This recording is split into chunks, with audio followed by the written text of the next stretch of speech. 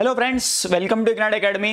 So आजच्या the Hindu न्यूजपेपरमध्ये म्हणजे 9 ऑगस्ट 2025चा आपला जो द हिंदू न्यूजपेपर आहे त्या पेपरमध्ये नेमकं तुमच्या परीक्षेसाठी म्हणजेच एमपीएससी डिस्क्रिप्टिव्ह म्हणा किंवा यूपीएससी म्हणा या परीक्षांसाठी नेमक्या कोणत्या गोष्टी कामात येऊ शकतात तुम्हाला याबद्दलची चर्चा आपल्याला या आजच्या सेशनमध्ये करायची आहे.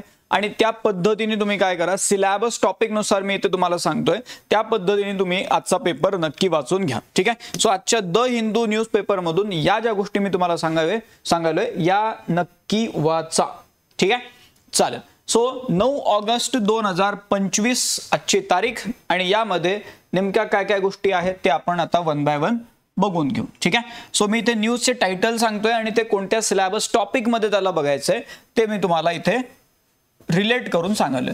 पहिल्या पानावरती जर आपण बघितलं द हिंदू मध्ये तर पहिल्या पानावरती सुरुवातीला मी काही आयआर रिलेटेडच बातम्या ठेवलेल्या आहेत, एकाखाली एक यासाठी किंवा त्या एकतर आलेल्या तशा आहेत आणि दुसरा मुद्दा काय किंवा आपल्याला एक सिक्वेन्स ऑफ इव्हेंट पण आपल्याला कळेल तिथून. ठीक आहे. सो पहिले जर आपण बघितलं Modi and Putin discuss Ukraine amid the tariff row, ही बातमी आलेली आहे. म्हणजे इंडिया रशिया इंटरनॅशनल रिलेशन बद्दल ही बातमी आहे. त्यानंतर पहिल्याच पानावरती अजून एक बातमी आहे that Trump signals pause in the trade talks with India over the Russian oil. त्या कारणामुळे ट्रेड टॉक्स थोड्या वेळ थांबू असं तिथे सिग्नल दिला जातोय. सो इंडिया यूएसए अँगल तिथे आला GS2IR. ठीक आहे. म्हणजे इंडिया यूएस रशिया या अँगलवरती आपल्याला या पहिल्या दोन बातम्या दिसत आहेत. नंतर पान नंबर 3 वरती तुम्ही आले तर चायना पण यामध्ये आला होता. China is welcoming Prime Minister's planned visit for SCO summit. चायनामध्ये आता ती मीटिंग होणार आहे शांघाय कोऑपरेशन ऑर्गनायझेशनची. मग तिथे प्रधानमंत्री जाणार आहेत याच महिन्यामध्ये आणि मग चायनाने त्या मूव्हला वेलकम केलेला आहे. सो GS2IR मध्ये ही बातमी आपल्याला दिसते. सो एक पूर्ण जो एक इथे डेव्हलपमेंट कशा होत आहेत किंवा इंडिया रशिया चायना आणि यांचं ओव्हरऑल जे आता क्लोजनेस जे आहे amid this entire tariff thing. So त्या सगळ्या गोष्टी इथे आपल्याला दिसतात. त्यानंतर या पान नंबर 3 वरती एक महत्वाची बातमी आहे. Cabinet approval for oil firms to get ₹30,000 crore for subsidized LPG. आता 3 कंपन्या आहेत, मग त्यामध्ये BPCL, HPCL, IOCL या 3 कंपन्या आहेत आणि यांना अंडर रिकव्हरी झालेली आहे in the sale of the LPG, subsidised LPG. आणि मग त्यांना तिथे ती भरपाई एक प्रकारे दिली जाणार आहे. 30,000 करोड रुपये या कंपन्यांना तिथे दिले जाणार आहेत. आणि ही बातमी आपल्याला GS पेपर 3 इंडियन इकॉनॉमीमध्ये ओव्हरऑल कशा पद्धतीने गव्हर्नमेंटला या गोष्टी बॅलन्स आउट कराव्या लागतात हे समजून सांगणारी ही बातमी राहू शकेल. ठीक आहे. त्यानंतर पान नंबर 4 वरती एक बिल आहे ते गव्हर्नमेंटने मागे घेतलेलं आहे, त्याच्याबद्दलही वाचून घ्या. IT बिल आहे, इन्कम टॅक्स बिल विड्रॉ केलं गेलेलं आहे आणि आता त्याचं अपडेटेड व्हर्जन जे आहे ते लोकसभेमध्ये 11 ऑगस्टला येऊ शकते असं म्हणलं गेलेलं आहे. सो हे GS पेपर 3 इंडियन इकॉनॉमीमध्ये ओव्हरऑल टॅक्सेशन या टॉपिकमध्ये आपल्याला याला काउंट करता येऊ शकेल. त्या बिलचे फीचर्स काय आहेत यावरती एखादा प्रश्न येऊ शकतो करंटच्या अँगलनी. त्यानंतर प्रिलिम्समध्ये आपल्याला अशा प्रकारच्या लेजिस्लेशन्सवरती प्रश्न विचारले जाऊ शकतात. ठीक आहे.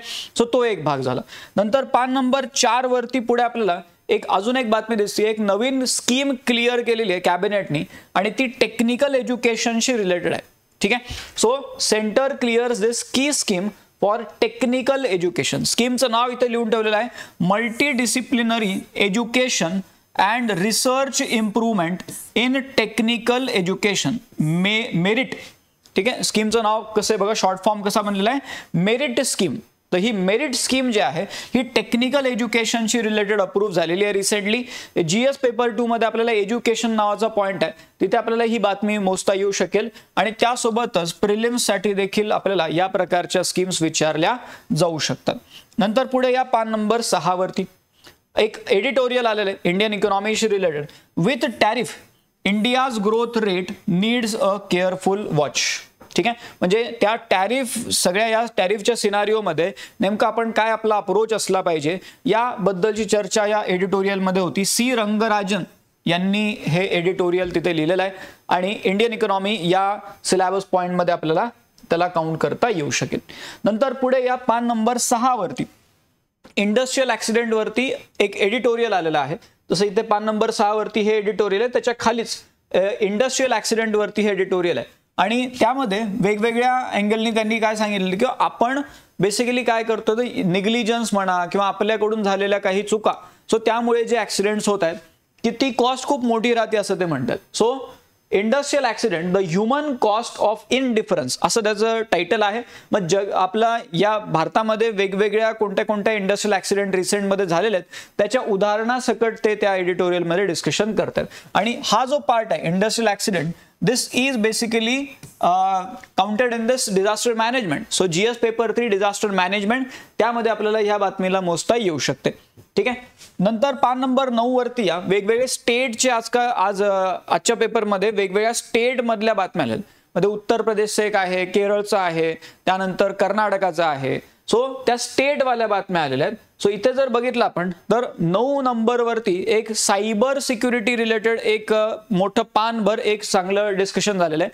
कर्नाटकामधली बातमी आहे, पण आपल्याला त्यातले बरेचसे मुद्दे जे आहेत ते एक स्टॅटिक पद्धतीने आणि चांगले एक्झाम्पल्स घेऊन आपल्या उत्तरामध्ये वापरता येऊ शकतात. So betting on casino crypto, ठीक आहे, कसिनोज आणि cryptos, betting on casinos and crypto, म्हणजे आजकाल सायबर क्राईम जे होत आहे त्यामध्ये कसिनोज क्रिप्टोज याचा वापर होतोय मोठ्या प्रमाणात, याबद्दल ते पूर्ण त्यांनी बातमी दिलेली आहे.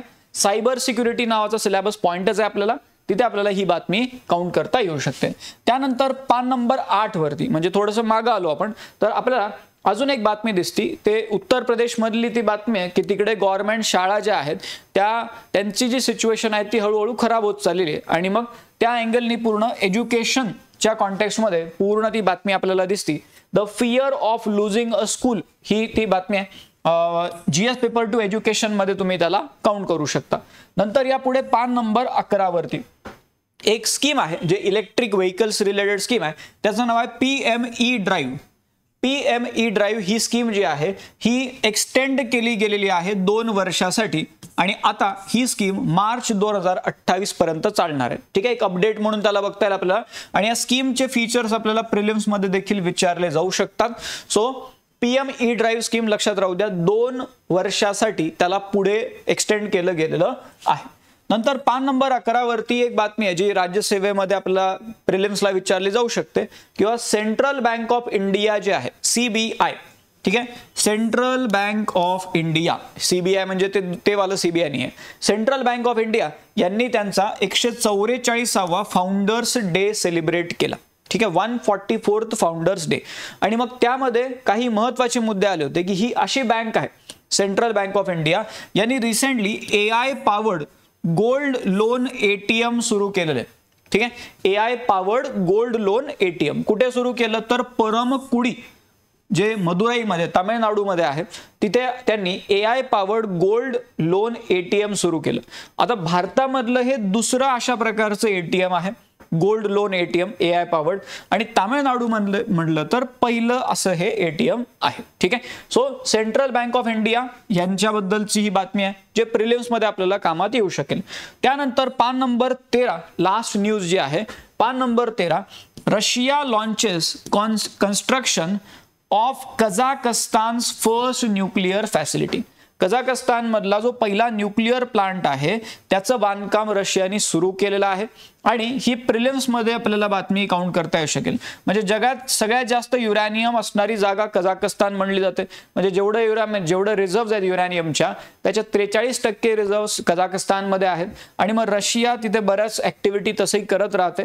सो आता ते पहिला न्यूक्लिअर पॉवर प्लांट तिथे बनवण्यासाठी त्यांनी सुरुवात केलेली आहे. ठीक आहे, सो हे प्रिलिम्स मध्ये आपल्याला या प्रकारच्या गोष्टी कामात येऊ शकतात. ठीक आहे, सो इथपर्यंत झाल्या आजच्या पेपर मधल्या बातम्या. आता अजून एक जो महत्त्वाचा भाग आहे किंवा तुम्ही तर UPSC MPSC ची तयारी करताय, तुम्ही या चॅनलवरती हे सगळे सेशन बघताय, याचा अर्थ तुम्ही UPSC MPSC ची तयारी करताय. आता त्यामध्ये अजून एक जो महत्त्वाचा भाग राहतो किंवा तुमच्या कॉन्टॅक्टमध्ये बरेचसे असतील ना असे की जे वेगवेगळ्या गव्हर्नमेंट एक्झाम्सची तयारी करत असतील.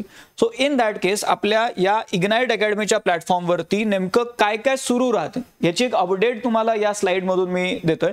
किंवा आपल्याकडे म्हणजे डेडिकेटेड फॅकल्टीज आहेत वेगवेगळ्या कोर्सेससाठी आणि ते या सगळ्या परीक्षांची तयारी तिथे करून घेत आहेत. सो इथे जर आपण बघितलं UPSC MPSC तुम्ही तर इथे करतात आहात, पण TET टेटची तयारी जी आहे शिक्षक भरती त्यासाठी पण आपल्याकडे मोठा प्लॅटफॉर्म आहे इग्नाइट इग्नाइट सरळ सेवा नावाचा प्लॅटफॉर्म आहे. 1 मिलियन सबस्क्रायबर रिसेंटली त्याला क्रॉस झालेले आहेत. सो टीईटी टेट त्या प्लॅटफॉर्मवरून तिथे आपल्याला सगळी तयारी तिथे होतीये त्याची. त्यानंतर सरळ सेवा भरती आहे, त्यानंतर इंजिनिअरिंग रिलेटेड ज्या ज्या परीक्षा आहेत त्याची पण आपण तयारी करून घेतो.